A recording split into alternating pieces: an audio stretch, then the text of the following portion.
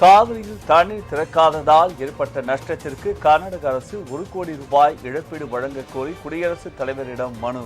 விவசாய சங்கம் முடிவு.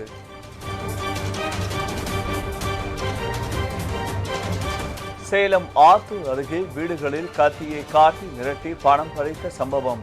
கைதான 5 பேர் கும்பல் குண்டர் சட்டத்தில் சிறையில் அடைப்பு.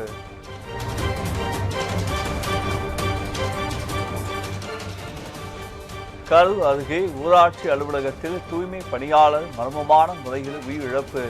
உடலை வாங்க மறுத்து உறவினர்கள் தர்ணா.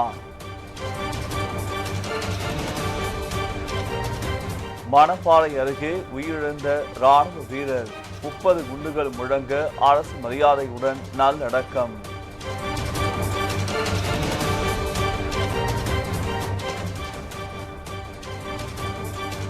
தேசிய தேர்வு முகமையின் வினாத்தாள் குழுவை சீரமைக்கும் வகையில் 600 நிபுணர்கள் நியமனம். 4 அடுக்கு வினாத்தாள் சோதனை அமைப்பு உருவாக்கம்.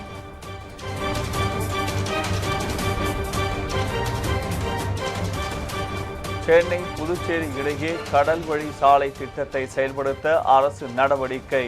சென்னை தூத்துக்குடி இடையே 8 வழி சாலையாக மேம்படுத்தவும் திட்டம்.